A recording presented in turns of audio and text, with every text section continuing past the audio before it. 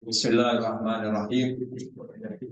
Alhamdulillah nahmaduhu wa nasta'inuhu wa nastaghfiruh wa na'udzu billahi min shururi anfusina wa min sayyiati a'malina. May yahdihillahu fala mudilla lahu wa may yudlilhu fala hadiya lahu. Wa ashhadu an la ilaha illallah wahdahu la syarika lahu wa ashhadu anna Muhammadan abduhu wa rasuluh. Allahumma salli ala Muhammad wa ali Muhammad. Allahumma salli ala Muhammad wa ali Muhammad kama sallaita ala Ibrahim wa ala ali Ibrahim wa barik ala Muhammad wa ali Muhammad kama barakta ala Ibrahim wa ali Ibrahim fil alamin innaka Hamidum Majid. Assalamu alayka ya Aba Abdullah. Assalamu alayka ya ibna Rasulillah. Assalamu alayka ya ibna Fatimah Az-Zahra. Assalamu ala al-Husayn wa ala Ali ibn al-Husayn.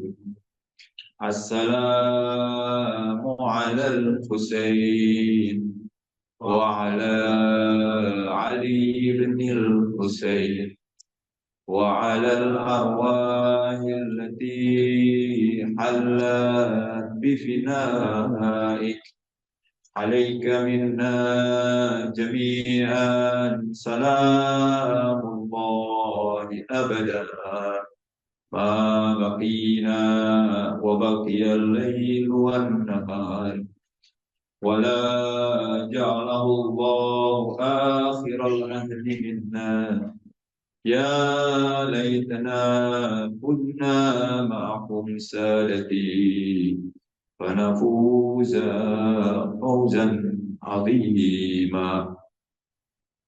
Assalamualaikum warahmatullahi wabarakatuh. Alhamdulillah. Mari pertama-tama kita panjatkan syukur kita kepada Allah Subhanahu wa taala. Alhamdulillah, alhamdulillah, alhamdulillah. Ya Allah, kami berterima kasih banyak sebanyak-banyaknya atas karunia usia sehingga dipertemukan kembali dengan bulan Asyura. Yang kedua, diberi taufik, yaitu kesehatan, sehingga bisa mempersiapkan pada malam ini, kemudian hadir di majelis. Yang ketiga, alhamdulillah Allah Subhanahu wa taala memberikan taufik kepada kita sehingga kita digerakkan hati kita. Ya muqallibal qulubi wal absar, wahai zat dia yang membolak-balikan hati dan pandangan. Kadang-kadang keputusan itu bisa berubah hanya dalam hitungan 1 menit. Ya, tadinya kita mau hadir di majelis Imam Husain karena ada satu dan lain hal, ya, akhirnya tidak jadi. Alhamdulillah malam ini kita tidak dipertemukan dengan peristiwa-peristiwa lain, kondisi kita normal sehingga memudahkan kita untuk hadir di majelis ini. Ini karunia besar, ya. Ada saudara-saudara kita yang sekarang mungkin mereka hancur hatinya, merintih karena tidak mendapatkan taufik untuk hadir di majelis Asyura. Ya. Kalau mungkin kebetulan mendapatkan musibah, semoga Allah angkat segera musibah mereka. Kalau kemudian mereka ternyata sekarang sedang ditimpa oleh kesusahan seperti penyakit, ya Allah sembuhkanlah mereka. Mudah-mudahan pada malam-malam berikutnya bisa dapat hadir di majelis Al-Imam Al-Husain alaihissalam. Malam ini kepada majelis Al-Ustadz Hashim Adnan, saya sangat kecewa sekali tidak dapat hadir langsung di majelis kami di sini, di Majelis Al-Mujtaba Purwakarta yang dirintis, dijaga, dikawal, dikembangkan, dan sampai sekarang masih tetap terus berlangsung oleh Al-Habib Hasan bin Salim bin Shu'aib. Dan kami mengundang kepada ikhwan yang ada di majelis di Jakarta, sudi kiranya bila suatu saat barang singgah ke tempat kami yang sangat sederhana ini, semoga kita bisa menyambung silaturahmi lebih dekat lagi, dan berkat Ustadz Hashim kita dipertemukan minimal dengan saluran Zoom. Dan yang lebih utama, kita dipertemukan di sini hanya dengan satu alasan malam ini, yaitu memperingati Imam Husain sebagai ruh, bagian dari semangat hidup kita, bagian dari motivasi kita untuk terus bertahan di atas ajaran-ajaran Ahlul Bait, untuk menebarkan kebaikan, untuk menebarkan berkah di bumi Republik Indonesia. Alhamdulillah, ini tradisi yang sudah berlanjut sekian lamanya, dan ini bagian dari hal yang sulit dicerna, terutama oleh musuh-musuh Islam. Bila kita perhatikan bagaimana mazhab Ahlul Bait ini, ajaran Ahlul Bait ini tidak sama dalam catatan dan pengalaman sejarah mereka sepanjang nyaris 1400 tahun atau 14 abad. Ajaran Ahlul Bait ini diterima oleh kita, diwariskan kepada kita bukan dalam keadaan yang normal, penuh tantangan, penuh derita, penuh bencana, jadi penuh cobaan. Dan cobaan yang paling besar, derita yang paling besar dalam mempertahankan mazhab dan ajaran Ahlul Bait, ajaran Rasulullah melalui Ahlul Bait, adalah perjuangan Imam Husain. Karena itu kita mendapatkan berkah melalui orang tua kita, melalui asatidzah kita, melalui ustadz-ustadz dan para habib. Itu semua tidak lepas berkahnya dari perjuangan penderitaan Al-Imam Husain di Karbala. Karena itu bisa dibayangkan bila saja Imam Husain tidak ada, maka mazhab ini juga tidak akan lagi dikenal. Sudah lama tidak akan lagi dikenal. Kita mendengar bagaimana seorang ulama agung, mujahid, Ayatullah Muhammad Baqir Sadr mengatakan, al-Islam Muhammadiyatul Hudus wa Husainiyatul Baqa. Islam itu dimulai oleh Nabi Muhammad, tapi lantas bertahan berlanjut oleh darah Imam Husain. Bukan berarti lantas tidak ada Islam yang lain, tentu saja ada. Bahkan mereka tidak menganggap penting peristiwa Karbala, bukan bagian dari semangat untuk berislam. Tetapi yang dimaksudkan dengan Islamnya Nabi Muhammad yang lantas dipertahankan oleh Imam Husain adalah Islam yang melalui jalur Imam Husain alaihissalam. Ini perlu patut disyukuri bukan hanya kepada Imam Husain, tetapi juga kepada para imam-imam yang lain yang turut mempertahankan keutuhan mazhab Ahlul Bait. Yang kedua, kita berterima kasih kepada para ulama yang begitu gigih dan begitu sabar menanggung derita, menanggung pengorbanan, mendidik umat, mencerdaskan umat dengan buku, dengan pidato, dengan berbagai cara untuk supaya mazhab ini, ajaran Ahlul Bait ini tetap eksis.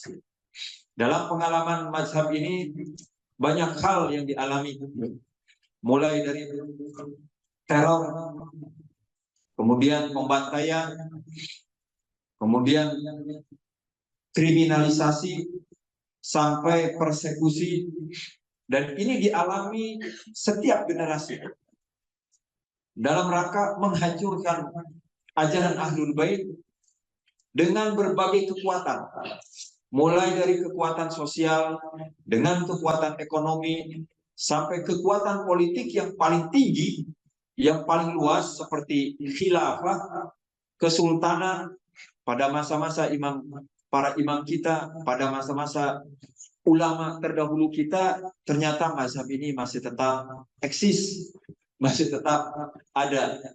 Sulit kita bayangkan bagaimana banyak mazhab-mazhab yang tumbang kemudian lenyap hanya karena pergantian kekuasaan. Ditekan, difitnah, dikriminalisasi, banyak yang kemudian punah.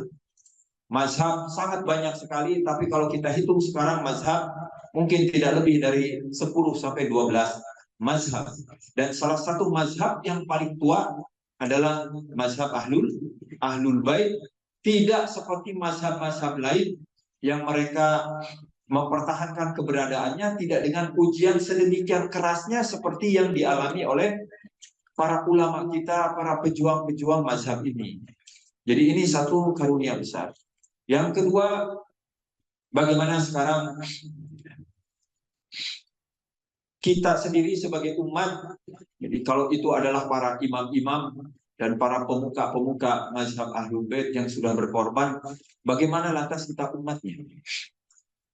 Karena betapapun mereka gigih, mazhab ini tetap ada juga karena kerjasama dengan umatnya.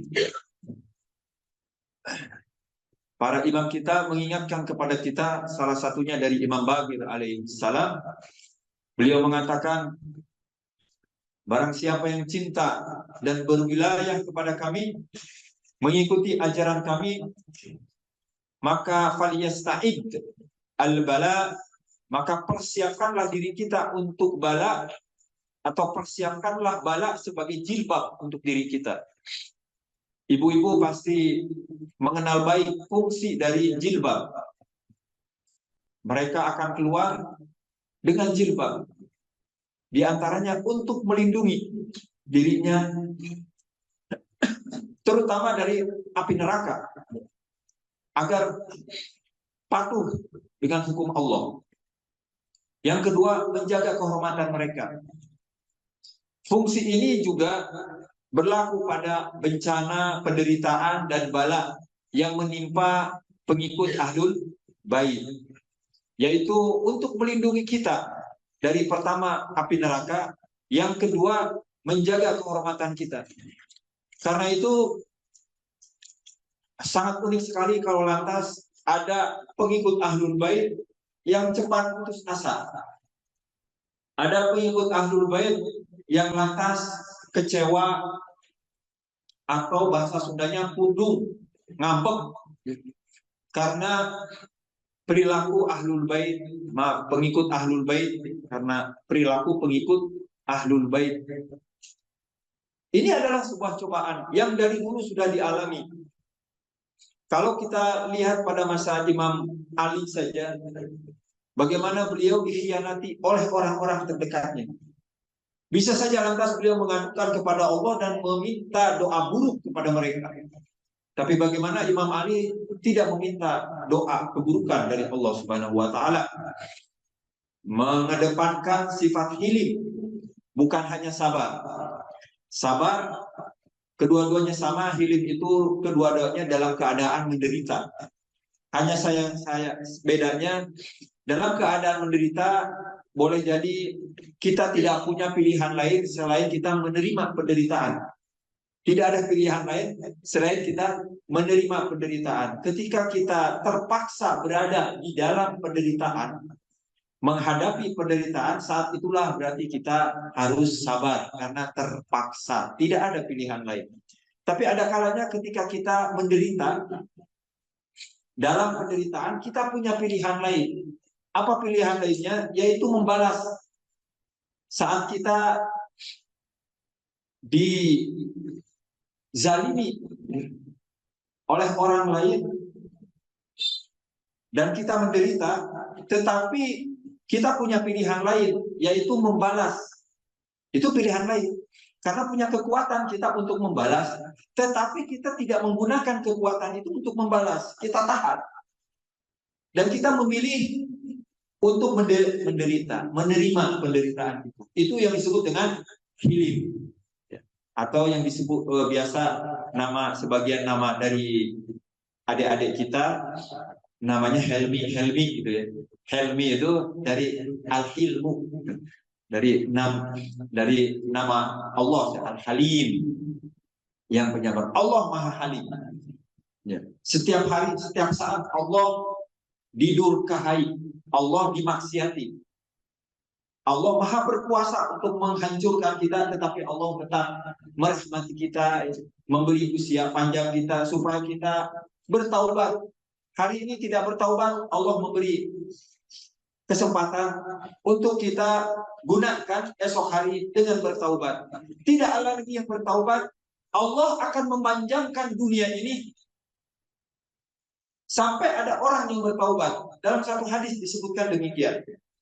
Bila di dunia ini semua orang bermaksiat dan tidak ada yang bertaubat, maka Allah akan memanjangkan usia dunia ini sehingga ada satu orang yang bertaubat, maka dialah dengan demikian Allah menerima taubatnya. Maka nama At-Taib atau Tawwab itu termanifestasi, nampak pada diri Allah Subhanahu wa ta'ala. Imam Ali juga demikian. Betapa banyak pengalaman-pengalaman beliau dalam ketertindasan, dalam pengkhianatan yang dilakukan oleh orang-orang terdekatnya terhadap beliau, tetapi beliau memilih sabar. Bagaimana dengan Imam Husain pun demikian. Kepada sahabat-sahabatnya, beliau tidak pernah memaksa. Bukan hanya kepada sahabatnya, bahkan kepada keluarganya. Kita tahu semua bagaimana Imam Husain bergerak dari Mekah ke Madinah, lantas dari Madinah ke Karbala, itu bersama keluarga. Tetapi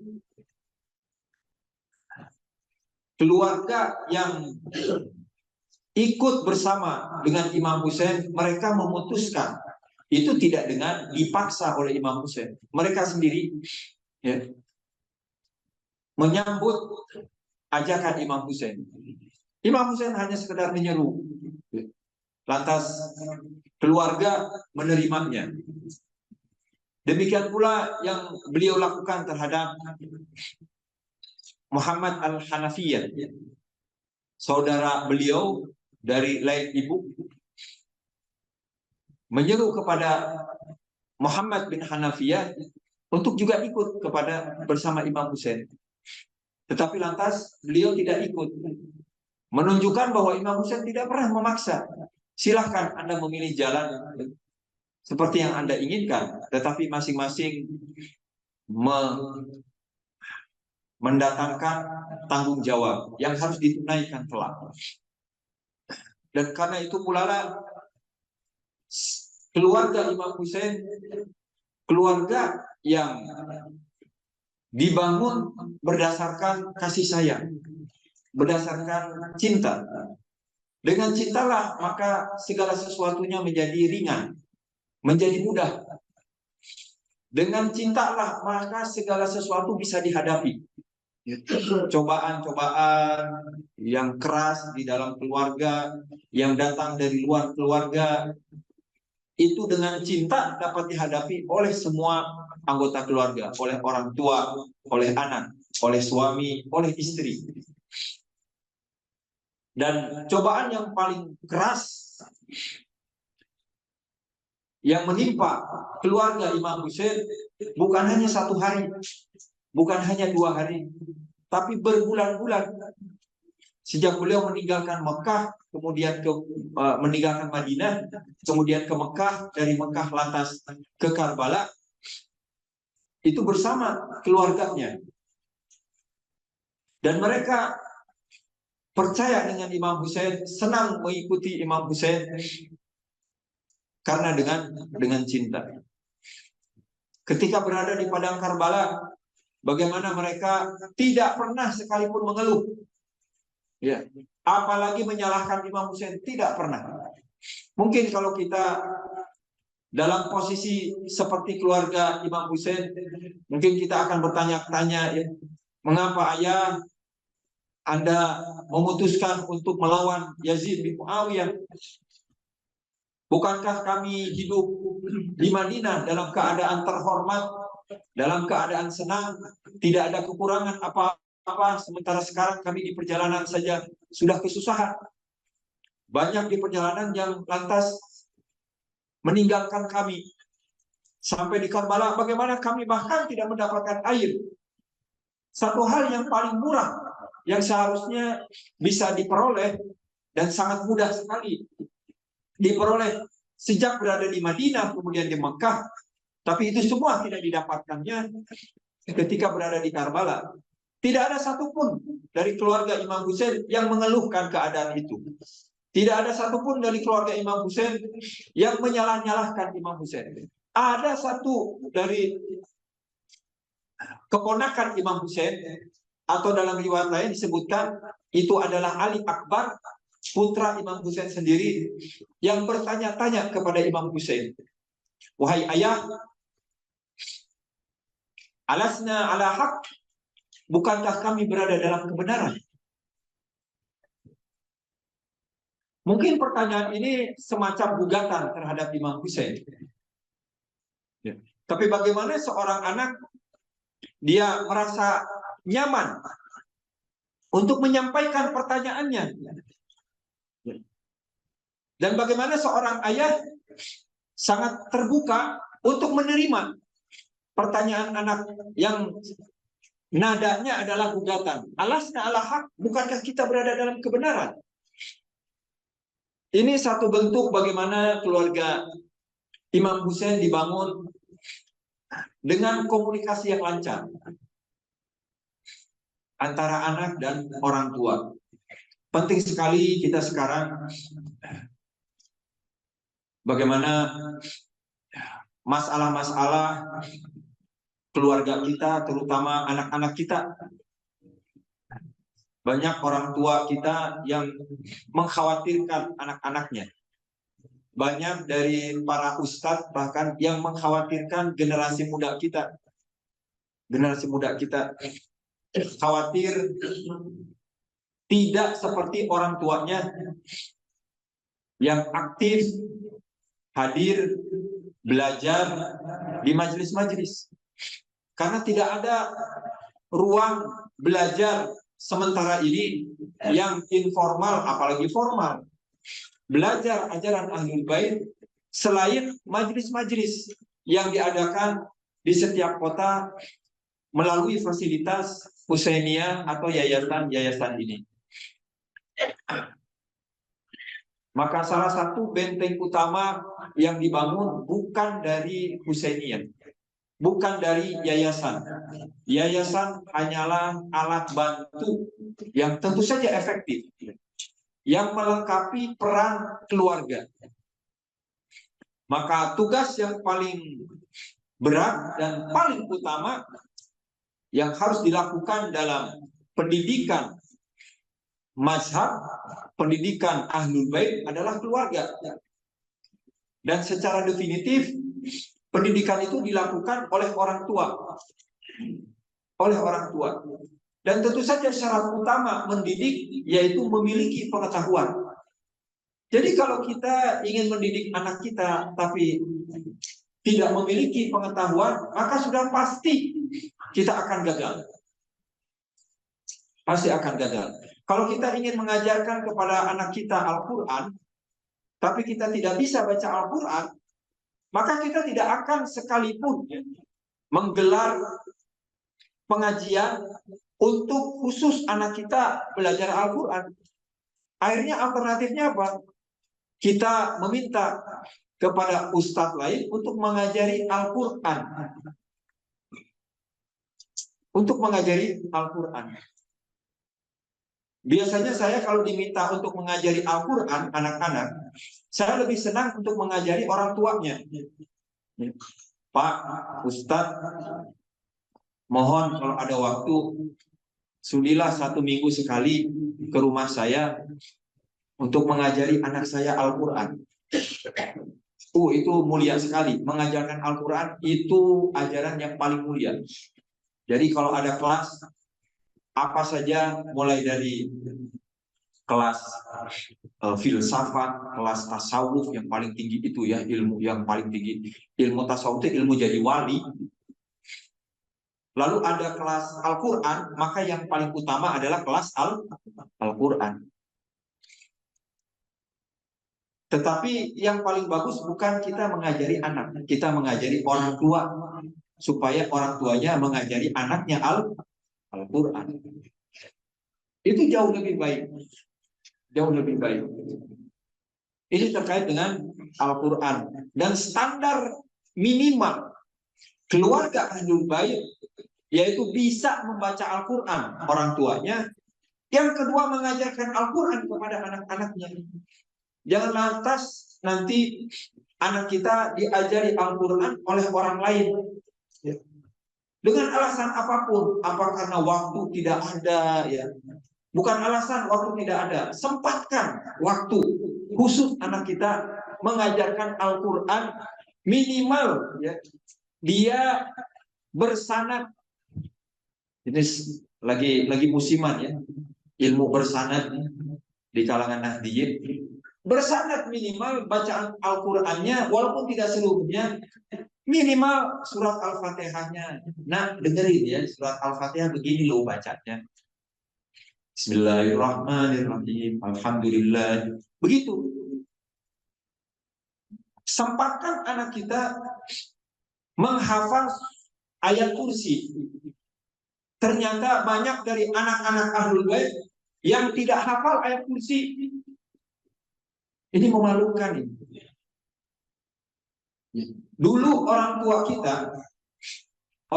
tua kita itu mengajarkan ayat kursi dan menghafalkannya kepada kita.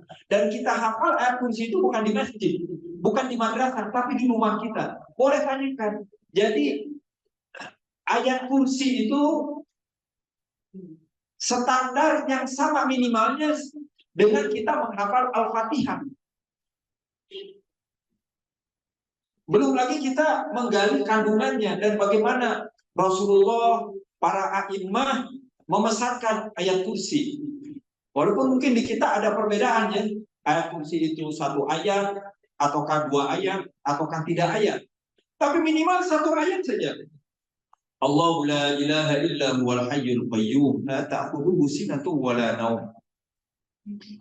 Jadi cek anak-anak kita apakah sudah hafal ayat kursi ataukah tidak. Kemudian kitanya sendiri cek apakah bacaan ayat kursi kita sudah baik ataukah belum. Ulama kita dahulu, saya ketika membaca riwayat hidup Ayatullah Burujerdi, jadi mazhab Ahlul Bait ini sekarang ini pusat pendidikannya ada 2. Yang paling tua sekali dan paling besar itu ada di Irak, tepatnya di Najaf dan di Karbala. Kemudian belakangan pada abad ke-20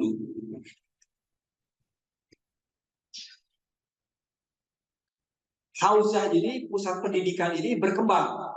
Bukan hanya di Najaf, lalu didirikan di Iran, tepatnya di Qum.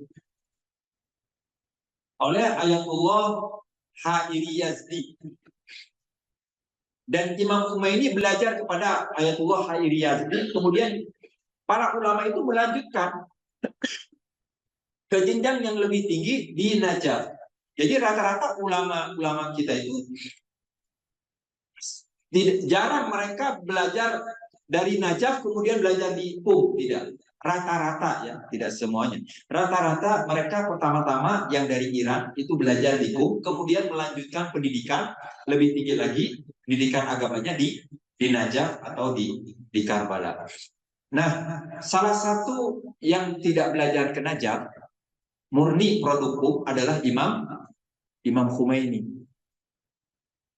Tetapi dia ketika pergi ke Najaf karena diasingkan, itu secara terpaksa di sana dia mengajar.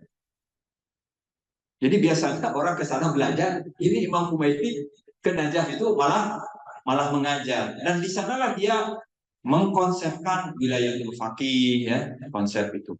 Dan kemudian menjadi kebanggaan Ahlul Bait dan sangat dihormati oleh Muhammad Baqir Sodar di sana. Nah di Iran sendiri bagaimana hauzah di Qum ini berkembang begitu pesat, dan digantikan berikutnya oleh Ayatullah Barujerdi generasi kedua yang merupakan marja tertinggi di mana semua pengikut-pengikut Ahlul Bait minimal di Iran itu mereka bermarja dan merujuk kepada Ayatullah Barujerdi. Disebutkan dalam riwayat beliau, setiap 1 minggu sekali beliau mengkonfirmasi bacaan-bacaan yang beliau gunakan, bacaan-bacaan Al-Quran yang beliau gunakan dalam sholat. Setidaknya surat Al-Fatihah itu seminggu sekali. Dia datang kepada ulama lain meminta untuk mengoreksi apakah bacaannya masih baik ataukah sudah berubah. Itu ulama besar marji yang paling tinggi di Iran, Ayatullah Barujerdi. Lalu kita tanya kepada diri kita, pernah nggak kita begitu kepada ulama kita? Di sini sendiri saya lihat dulu ketika almarhum ayah saya masih ada, itu mereka juga sama demikian. Sebagian kiai-kiai itu mengkonfirmasi bacaannya kepada kiai yang lain di majelis abah saya. Jadi itu bukan tradisi di kita saja, di tradisi ahli sunnah pun demikian. Karena itu perlu kiranya kita di Ahlul Bait ya, lebih kuat lagi kepedulian kita kepada Al-Quran, bangun keluarga kita dengan Al-Quran. Bagaimana bacaan kita, dawamkan setiap hari baca Al-Quran. Allah ya. Jangan sampai dari kita ya tidak membaca Al-Quran seharinya, jangan sampai. Sempatkan kalau enggak maghrib atau subuh baca Al-Quran sekalipun 1 ayat ya, sekalipun 1 ayat nggak apa-apa, kan ngantuk misalnya ya, bangun sholat ngantuk, tapi sempatkan barang buka Al-Quran baca. Wa kadzalika wa awrathnaha bani Israil, shadaqallahul aliyul azim. Tetap apa? Mudah-mudahan pada hari berikutnya menambah 1 ayat berikutnya. Nanti hari ketiga menambah 3 ayat. Hari berikutnya sampai 1 minggu berarti 7 ayat. Karena kalau dibiasakan nanti kita juga ketagihan. Dekatkanlah dengan Al-Quran dengan cara membaca, dawamkan. Sekalipun hanya sehari 1 ayat. Sangat mengecewakan sekali kalau lantas bahkan di HP kita tidak ada aplikasi Al-Quran. Sudah banyak aplikasi Al-Quran. Kalau terlalu berat cari ya yang kapasitasnya yang ringan, mudah dibuka ya. bisa mencari ayat, juga bisa diketik, dicari, search ya, pencarian itu mudah sekali, sangat penting sekali ya. Saya ingat bagaimana ketika saya ikut dalam satu seminar yang membahas tentang Palestina. Di samping saya ada orang Muslim Sunni menunggu giliran, karena kita berempat, baru 2 orang yang bicara. Salah satu narasumber di samping saya ini sambil menunggu, dia buka HP-nya membaca Al-Quran. Padahal yang akan dibahas adalah soal Palestina. Masya Allah, ini baca Al-Quran. Bismillahirrahmanirrahim. Apakah kebanggaan Ahlul Bait kalau kita begitu dalam mengkaji filsafat, mengkaji tasawuf, mengkaji ilmu-ilmu, tapi kita lalai dengan Al-Quran? Itu bukan kebanggaan Ahlul Bait. Kunu zainan lana,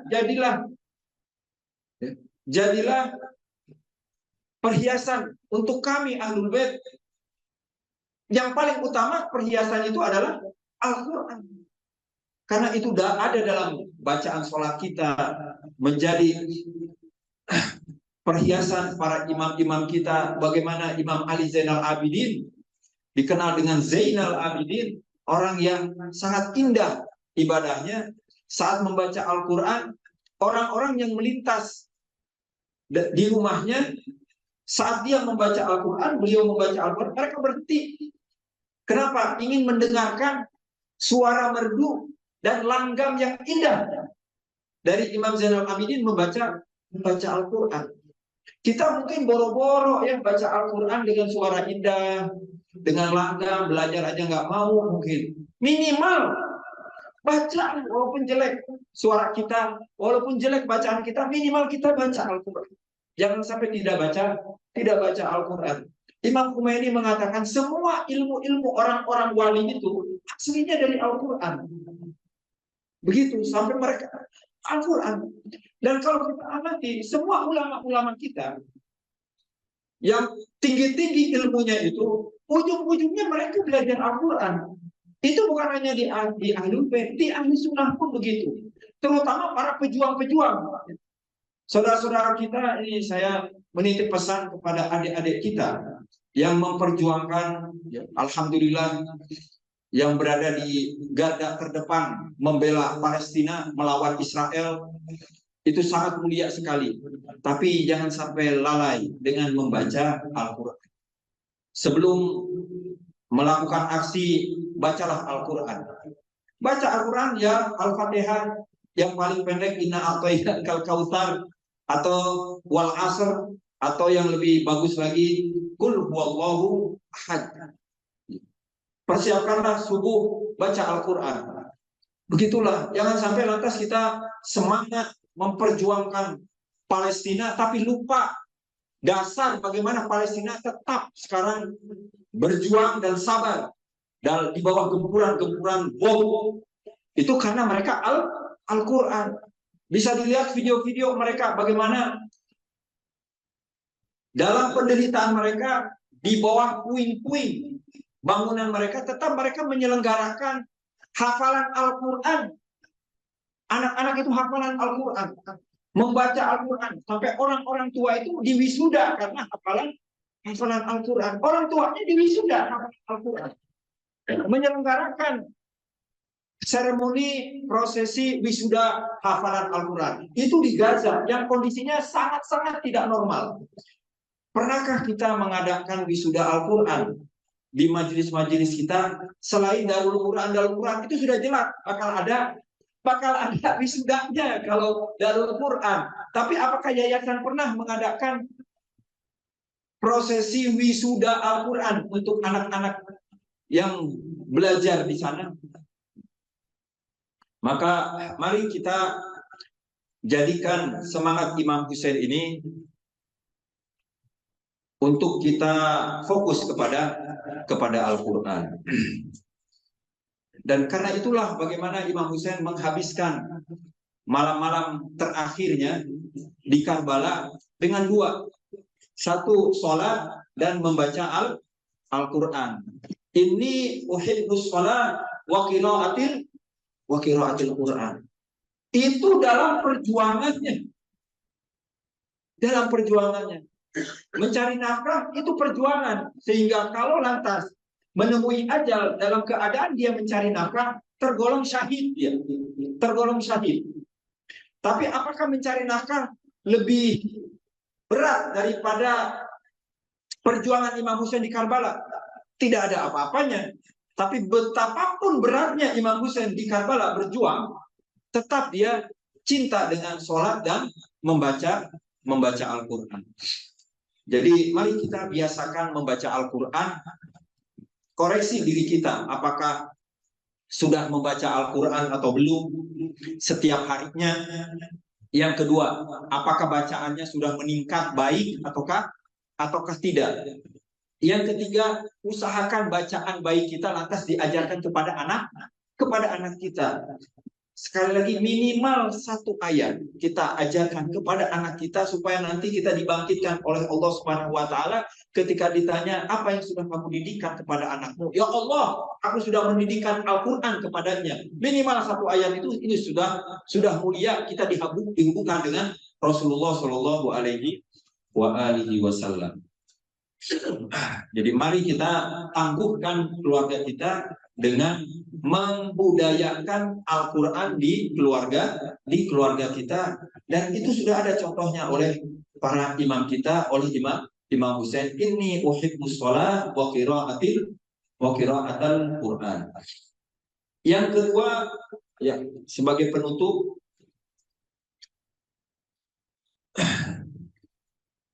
yang mungkin akan menjadi kendala kita dalam melaksanakan Asyura, selalu saja ada isu-isu yang berkembang. Selalu saja ada syubhat-syubhat yang meracukan pikiran kita. Ada kalanya syubhat itu datang bahkan dari kalangan ulama sendiri, yang lantas mereka bubuhkan, mereka catatkan dalam buku-buku, sehingga banyak yang mengkhawatirkan sebagian ulama yang lain. Salah satunya yang menjadi kegelisahan Ayatullah Syahid Murtadha Mutahhari, banyaknya penyimpangan-penyimpangan akan peristiwa Karbala yang biasa dilakukan utamanya pada saat kita membacakan maktal. Pembacaan maktal itu isinya seluruhnya adalah tragedi. Dan sebagian ulama yang membawakan maktal punya kecenderungan untuk mendramatisir maktal, mendramatisir peristiwa Karbala. Itu tidak ada masalah mendramatisir, tapi harus sesuai dengan fakta. Jangan sampai kita mendramatisir dengan hoax, dengan kebohongan, dengan berita palsu, dengan data yang tidak akurat. Mazhab Ahlul Bait ini kita terima karena kebenaran. Dan kebenaran itu pasti kuat dan tangguh. Karena kuat dan tangguh, dia tidak perlu bantuan dari kebatilan. Tidak perlu dia ditegakkan dengan kepalsuan dan kebohongan. Tidak perlu. Maka kalau kita berada dalam kebenaran, kemudian kita memperjuangkan kebenaran ini dengan kebohongan, yang lemah itu bukan kebenarannya, tapi yang lemah kita sendiri. Sedemikian lemahnya kita melihat kebenaran ini tidak punya senjata, atau senjatanya sedemikian kurangnya, sehingga kita membutuhkan senjata kepalsuan dan kebohongan untuk membela kebenaran. Misalnya ada fatwa yang mengatakan, yang disampaikan untuk menjawab pertanyaan ini, bolehkah kita membela mazhab Ahlul Bait di hadapan serangan-serangan musuh-musuh Ahlul Bait dengan cara memfitnah? Ahlul Bait banyak difitnah ini. Banyak difitnah, dikriminalisasi. Boleh nggak kita menjawab mereka dengan mengkriminalisasi, dengan membuat-buat? Jawabannya ada yang mengatakan ini mujtahid, boleh. Ada yang mengatakan boleh. Nah, ini perlu diingatkan, jangan sampai lantas kita menggunakan cara-cara buruk, ya. Dan alhamdulillah kebanyakan ulama kita tidak berfatwa demikian. Ada 1-2 ulama besar, ya, yang berfatwa boleh kita membela kehormatan ahlul bait, kehormatan mazhab ini dengan menggunakan fitnah. Dengan menggunakan fitnah. Ini persis seperti orang ingin mencapai tujuan dengan menggunakan segala cara, menghalalkan segala cara, tidak dibenarkan. Nah, hal lain yang kurang lebih sama seperti ini yaitu beberapa riwayat-riwayat terkait dengan maktal.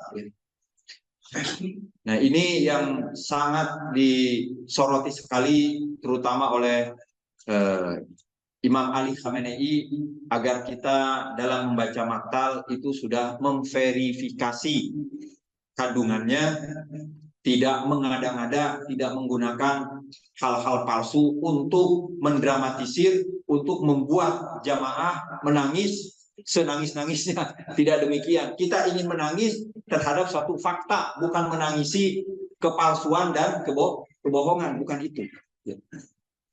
Dan perlawanan terhadap kepalsuan ini, itu ongkosnya besar. Bagaimana Murtado Mutahari pun bahkan bukunya sampai dibakar, 2 jilid buku Al-Malhamah Al-Husainiyah.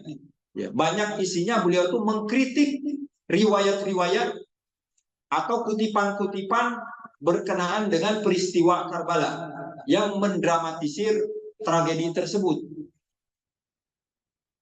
Beberapa contoh-contohnya beliau kemukakan sehingga tidak menyenangkan sebagian pecinta Imam Husain, lalu bukunya dibakar. Dan di kita memang tidak ada, itu di negara lain. Tidak sampai seperti itu di kita. Cuma kita perlu mewaspadai, jangan sampai pengalaman Ahlul Bait di tempat lain, pengikut Ahlul Bait di tempat lain juga lantas berpotensi muncul di negeri kita. Karena itu perlu diseleksi. Salah satu cara yang paling mudah yaitu dengan merujuk pada buku yang direkomendasikan oleh para ulama kita. Nah, seperti Imam Ali Khamenei merekomendasikan buku Al-Luhuf yang sudah diterjemahkan ke dalam bahasa Indonesia. Kalau tidak salah juga sudah saya promosikan pada tahun lalu, ya. Dan saya kira masih ada stoknya cukup banyak di ICC. Silahkan saja ibu-ibu, bapak-bapak, bila ada waktu luang membaca karya itu, ya, dalam ketenangan, kesendirian, itu lebih khusyuk.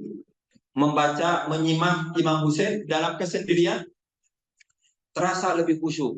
Waktu yang dipilih yang lebih baik yaitu setelah sholat subuh. Sisakan barang 15 menit, ya.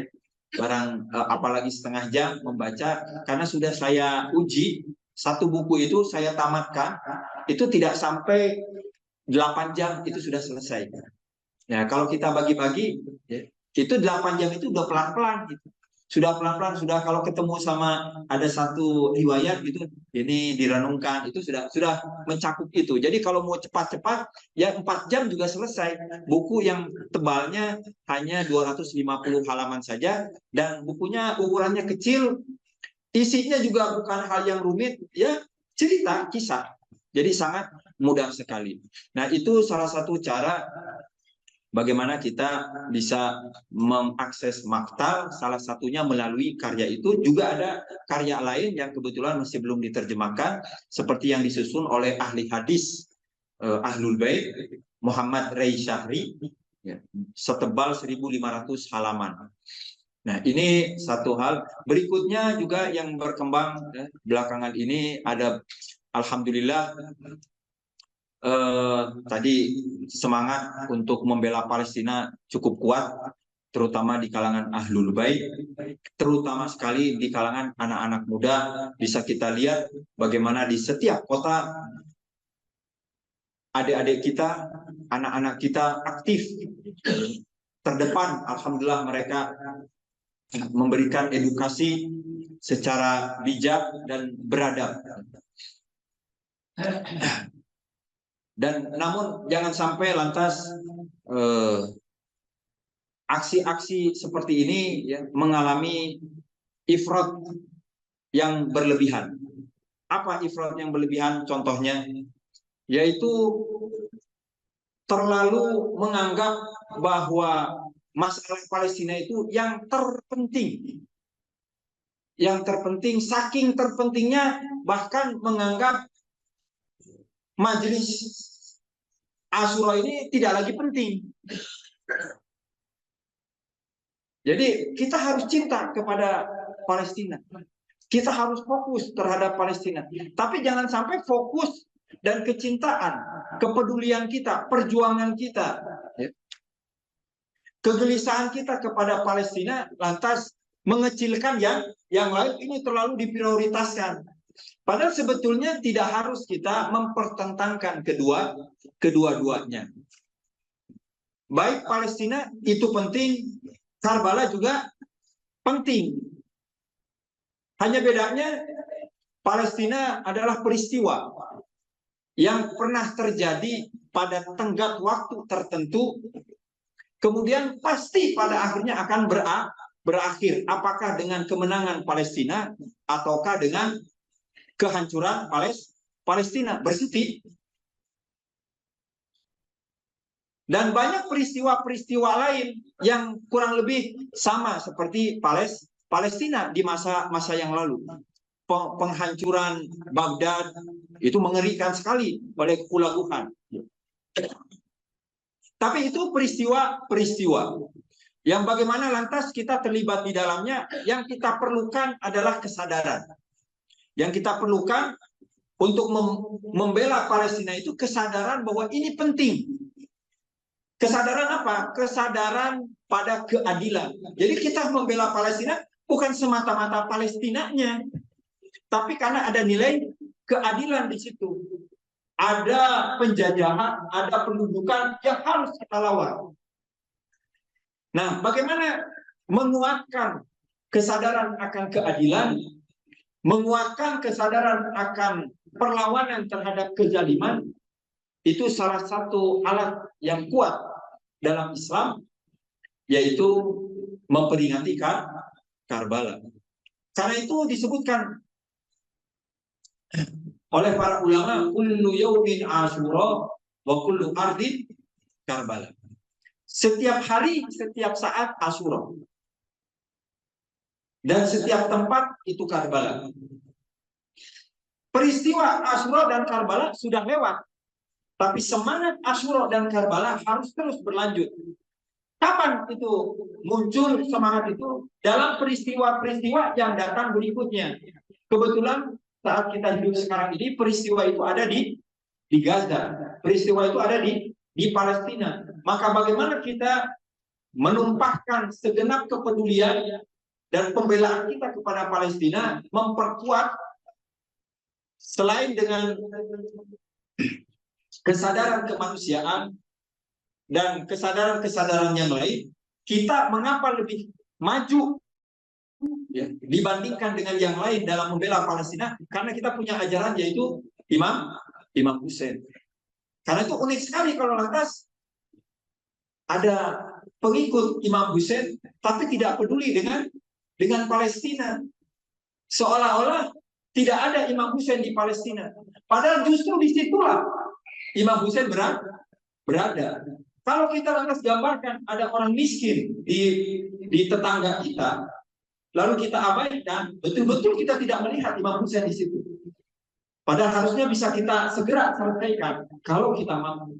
Kalau ada saudara kita dari majelis ini, anaknya tidak bisa sekolah, lalu kita pergi ziarah ke Imam Hussein, dia sangat-sangat tidak mengerti perjuangan Imam Hussein. Harusnya sebelum pergi ke berziarah kepada Imam Husain, dia selesaikan dulu keluarganya di tingkat pendidikannya supaya anaknya bisa dekat dengan Imam Husain dengan pendidikan.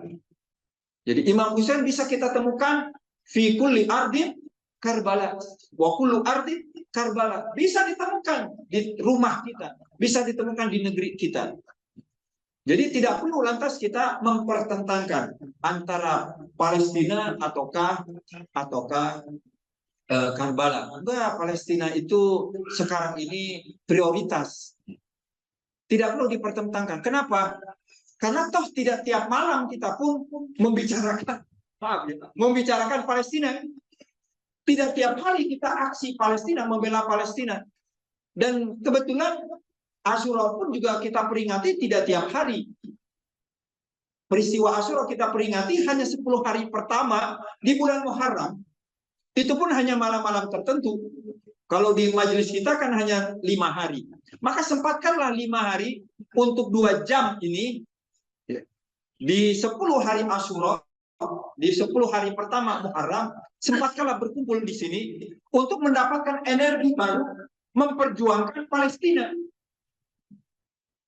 Jadi paginya kita doakan Palestina karena kesadaran kita bahwa Imam Husain hadir di sana, bahwa Karbala kembali hadir di Gaza. Pasti jika Imam Husain hadir sekarang, beliau akan peduli kepada Gaza. Kalau orang-orang Gaza itu bagaimana mereka begitu kuat, tangguh di hadapan bencana, di hadapan gempuran, tentu harusnya Ahlul Bait, pengikut Ahlul Bait yang memiliki Imam Husain harusnya lebih tangguh lagi memperjuangkan mereka dengan semangat Imam Husain. Dan sudah tampak ini aksi-aksi ini sudah sangat bagus sekali. Dan itu semua kita tumpahkan perhatian kita, kepedulian kita kepada Palestina, karena diantaranya adalah dengan kesadaran kita dari ajaran-ajaran di Karbala dan Asyura.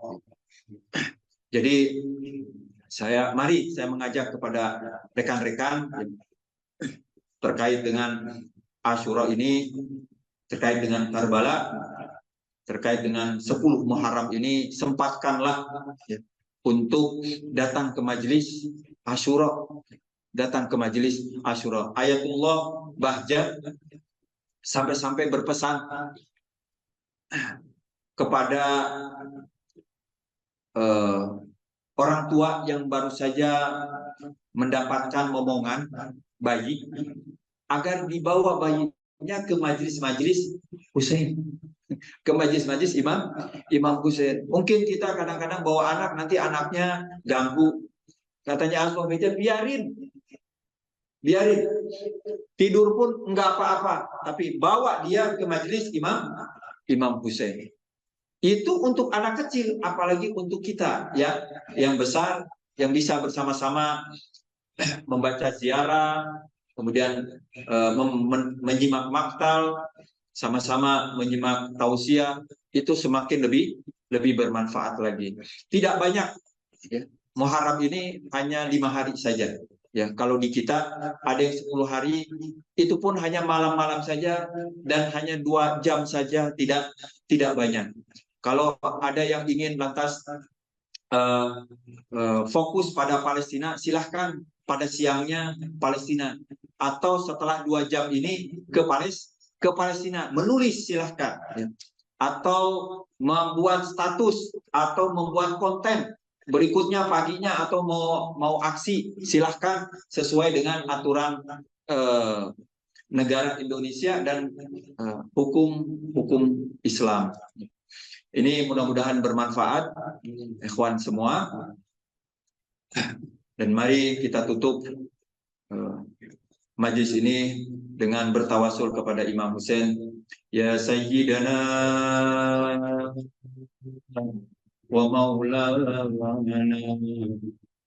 inna tawajjahna wastashfa'na wa tawassalna bika ila Allah ya Aba Abdillah يا حسين بن علي أيها الشهيد في كربلاء يا سيدنا ومولانا إنا توجهنا واستشفعنا وتوسلنا بك إلى الله وقدمناك بين يدي حاجاتنا يا وجيه الله اشفع لنا يا الله يا وجيها الله اشفع لنا يا وجيها عند